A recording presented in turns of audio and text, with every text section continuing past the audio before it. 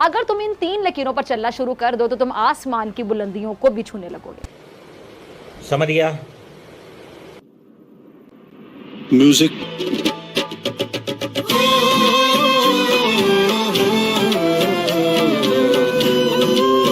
अब मैं बात करना चाहूंगी दुनिया की सबसे बड़ी जमहूरियत के दावेदार, यानी सिर्फ दावेदार हिंदुत्व की डिक्टेटरशिप की। India is born to be alone and when he is alone he become a lion. बाज हमेशा अकेली परवाज उड़ता है। ठीक आगे बोल। नहीं पता। बता भाई मेरा भाई बता मेरा बता।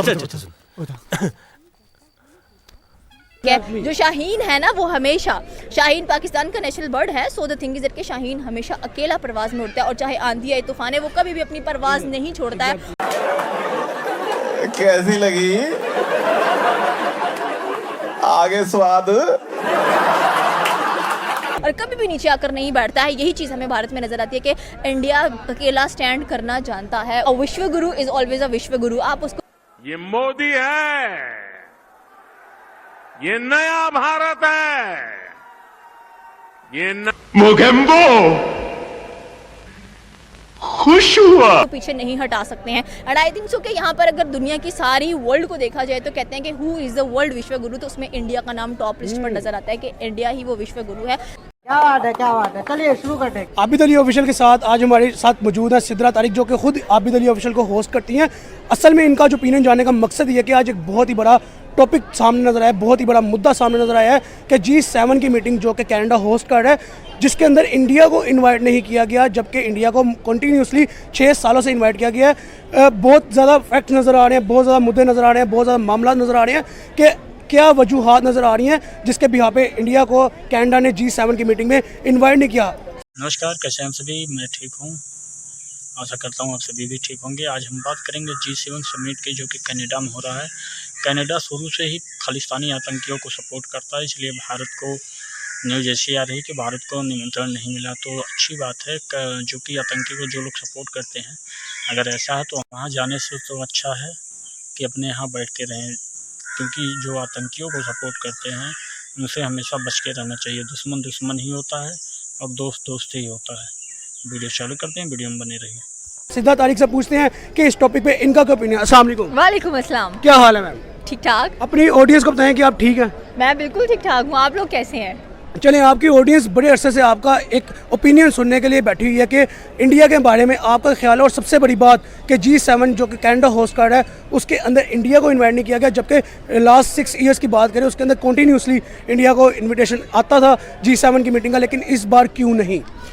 अगर हम लोग, आपने G7 मीटिंग की बात की तो इसके अंदर जो इंडिया है वो परमानेंट मेंबर नजर नहीं आता हम लोगों को G7 के अंदर, ठीक है। And second most important thing, अगर हम G7 की कंट्रीज की बात करें तो इसमें हम लोगों को कनाडा नजर आता है, यूके नजर आता है, फ्रांस नजर आता है, इटली नजर आता है, जापान नजर आता है, USA भी नजर आता है। But the point is that कि G7 के अंदर इस बार जो इंडिया है उसको इन्वाइट क्यों नहीं किया गया, नरेंद्र मोदी को इन्वाइट क्यों नहीं किया गया, ये सवाल सिर्फ हमारे माइंड में नहीं आता है, बल्कि अगर हम कांग्रेस की बात करें जो उनकी पार्टी है, वो भी ये सवाल कर रहे हैं कि भाई 2014 से 6 साल आप लगा ले, कंस्टेंटली इंडिया को इनवाइट किया जा रहा था G7 समिट के अंदर। मनमोहन सिंह से शुरुआत हुई थी और इंडिया एक बहुत बड़ा आपको विश्व गुरु नजर आता है। विश्व गुरु का मतलब होता है अ टीचर, ठीक है, जो टीच करता है। मतलब कि आप इसको ट्यूटर भी कह सकते हैं, आप इसको टीचर ऑफ द वर्ल्ड और यूनिवर्स भी कह सकते हैं। मतलब जहाँ पर इंडिया को विश्व गुरु कहा जा रहा है तो इस विश्व गुरु को इन्वाइट करना भी बनता था G7 मीटिंग के लिए। आपने देखा होगा कि जहां पर नरेंद्र मोदी जाते हैं, फॉर एग्जांपल अगर हम दुबई की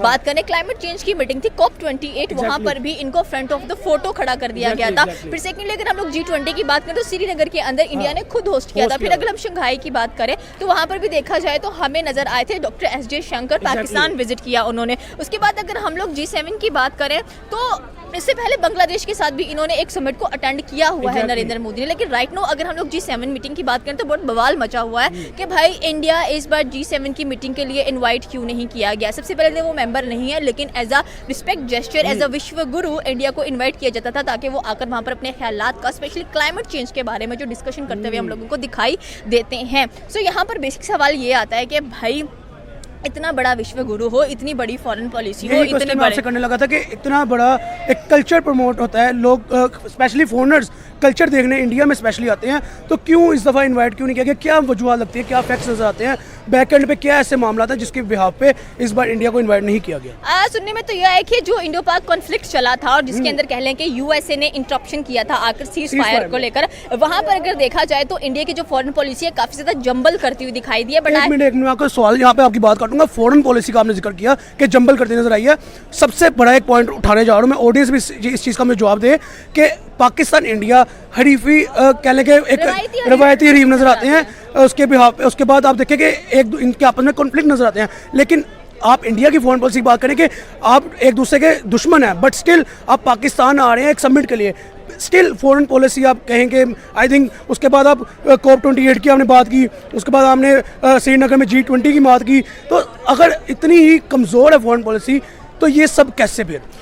ये सब इसलिए फॉरेन पॉलिसी कमजोर नहीं है, but at the time of need कहते हैं ना कि अ friend is in need, a friend is in dead. ये चीज़ हम लोगों को नजर आई है यहाँ पर कि इंडिया ने समझा था कि हमें सपोर्ट मिलेगा हर एक किसी से, क्योंकि हमारी फॉरेन पॉलिसी बहुत अच्छी है एंड ये होना भी चाहिए। आपने टर्की को देखा होगा, ऑपरेशन दोस्त के अंदर जब अर्थक्वेक आया था टर्की के अंदर, तो इंडिया ने बहुत सारा फंड दिया था वहाँ पर भी। फिर उसके बाद आप बात कर ले, मेरे ख्याल में थाईलैंड में आया कि बैंकॉक में अर्थक्वेक आया, तो वहाँ पर भी इंडिया ने बहुत सारे कह लें कि अपने रेस्क्यू लोग भेजे हैं और फंड भी। रही बात G7 समिट की, तो हमेशा से ही पाकिस्तान की तरह कनाडा भी आतंकियों को सपोर्ट करता आया है और करता रहता है, तो इसलिए भारत वहाँ दुश्मन से बहुत सतर्क रहता है। और माननीय नरेंद्र मोदी जी के नेतृत्व में जो भी भारत में विकास कार्य और पूरे वर्ल्ड में हो रहे हैं, विश्व गुरु तो भारत बन ही रहा है।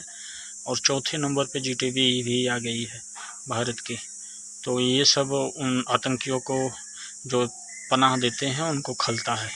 भेजी हैं, खाना भेजा है, सिरिंजेस भेजी हैं, सारा कुछ इक्विपमेंट्स वगैरह भेजे हैं वहाँ पर। यही मेरा पॉइंट है, फिर दुनिया कैसे कह रही है कि इंडिया की फॉरेन पॉलिसी फ्लॉप हो गई है, जंबल कर गई है? आई थिंक सो कि यहाँ पर जब सीज फायर की बात आती है तो जो यूएसए ने इंटरवेन किया है बीच में आकर, उसको लेकर काफ़ी ज़्यादा जो लोगों का माइंड सेट है वो थोड़ा सा डिस्टर्ब हुआ है, क्योंकि भाई इंडो पाकिस्तान की बात आती है कि जब वॉर उनका चल रहा था तो थर्ड पार्टी की जरूरत नहीं थी, वो लोग खुद डिसाइड कर सकते हैं कि भाई हमें सीज फायर कब करना है कब नहीं करना है। हम एक दूसरे को मुंह तोड़ जवाब दे रहे हैं, और कितना जवाब देंगे, कब तक देंगे और कहाँ तक देंगे, ये हमारा पर्सनल मैटर है। किसी थर्ड बंदे को हम इंटरवेन क्यों करने दे रहे हैं? यहाँ पर जब यूएसए ने इंटरवेन किया है 4 बजे, जब उन्होंने अपना ट्वीट किया कि भाई इंडिया पाकिस्तान के दरमियान सीज फायर हो गए, तो वहाँ से गड़बड़ होती हुई दिखाई दी है फॉरेन पॉलिसी के। बट आई थिंक सो कि इंडिया को जरूरत नहीं है कि उनको G7 के लिए बुलाया जाए, उनको G20 के लिए बुलाया जाए, ये किया जाए, वो किया जाए। वो अपने आप में एक विश्व गुरु नजर आते हैं। मेरा एक सवाल आपसे कि क्या कनाडा को इस चीज़ का कोई नुकसान नजर आएगा कि इंडिया को उन्होंने अपने G7 में बुलाया नहीं है? और इंडिया एक बहुत बड़ी मार्केट भी नज़र आती है, बहुत बड़ी पॉपुलेशन भी नज़र आती है, उसके अलावा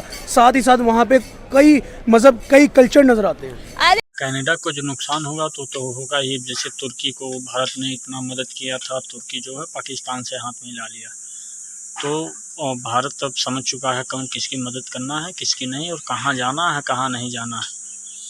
कि सारे कह रहे हैं कि इट्स अ बिग ब्लफ और it's a big blow from Canada side के उन्होंने जो सबसे बड़ा विश्व गुरु है इंडिया है उसको G7 के लिए इनवाइट नहीं किया है। तो आई डोंट थिंक सो कि कनाडा वैसे भी खालिस्तान का one of the biggest supporter नजर आता है हम लोगों को। आपने देखोगे कि वहाँ पर खालिस्तान का जो बहुत बड़ा हेड था उसको शूट कर दिया गया था, तो सारे के सारा इल्जाम इंडिया पर आया था कि इंडिया ने वहाँ से बैठकर उनको शूट करवाया है। सो कनाडा की बात करें, मोस्टली 6 भी आपको कनाडा में ही नजर आते हैं, तो ये भी एक चीज़ नजर आ सकती है आपको कि मेजर इशू शायद